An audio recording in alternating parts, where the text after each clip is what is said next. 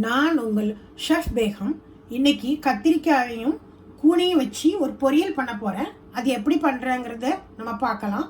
ஆரம்பிக்கலாங்களா? கத்திரிக்காயை நான் இந்த அரிப்புக்கு மேலே வச்சு சூடு பண்ணிக்கிறேன். கத்திரிக்காய் நல்லா வேகிற வரைக்கும் நல்லா சுடணும். கத்திரிக்காய் எல்லா பக்கமும் சுட்டு வர்றதுக்காக வேண்டி நான் இப்படி திருப்பி வச்சுருக்கேன். இப்போது கத்திரிக்காய் உள்ளெல்லாம் நல்லா வெந்துருச்சான்னு பார்க்கலாம். அதுக்கு ஒரு ஃபோர்க்கை வச்சு ட்ரை பண்ணுவோம். இப்போ ஃபோர்க்கு நல்லா உள்ளே போகுது. அப்போ கத்திரிக்காய் வெந்துருச்சுன்னு அர்த்தம். இப்போ அடுப்பை அணைச்சிடலாம். இப்போ ஒரு தக்காளியையும் அடுப்பில் வச்சு சுட்டு எடுத்துக்கலாம். இப்போ தக்காளி இந்த தொலி லைட்டாக உறிஞ்சி வந்ததுக்கப்புறம் அதையும் எடுத்து வச்சுக்கலாம். கேஸ் அணைச்சிடுவோம்.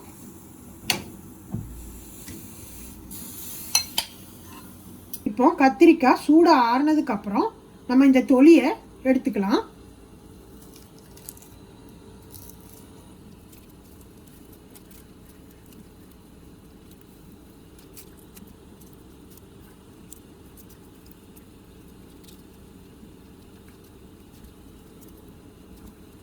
இந்த கத்திரிக்காயை சின்ன பீஸாக வெட்டி வச்சுக்கலாம்.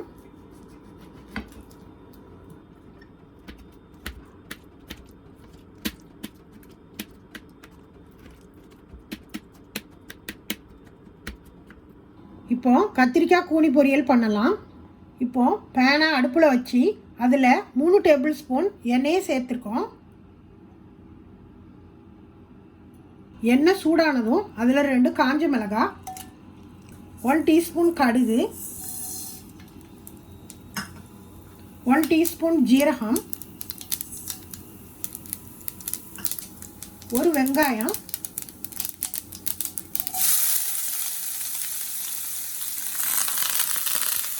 அது கூடவே ஒரு பல் பூண்டு, 2 பச்சை மிளகாய், 1 டேபிள் ஸ்பூன் மல்லி பவுடர், 1/2 டேபிள் ஸ்பூன் வத்தல் பவுடர், ஒரு பிஞ்ச் மஞ்சள், தேவையான அளவு சால்ட்.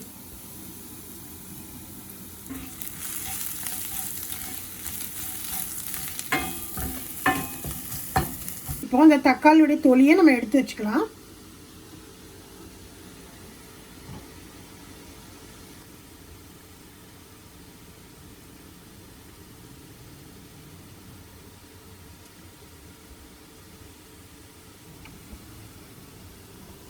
தொலி நீக்கின தக்காளியை வெட்டி வச்சுக்கலாம்.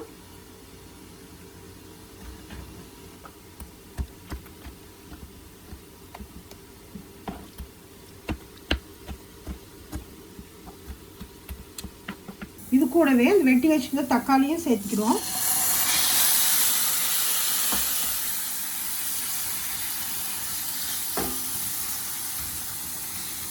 இப்போ தக்காளியும் வெங்காயம் வதங்கினதுக்கு அப்புறம் இந்த கத்திரிக்காயை அதோட சேர்த்திக்கிறோம்.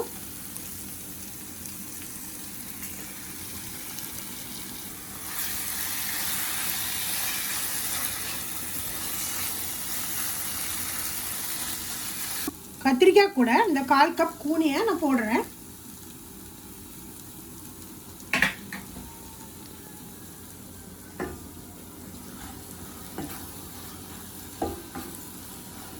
இப்போவே இந்த கத்திரிக்காயும் இந்த கூனியோட ஸ்மெல்லும் ரொம்ப அருமையாக இருக்குது.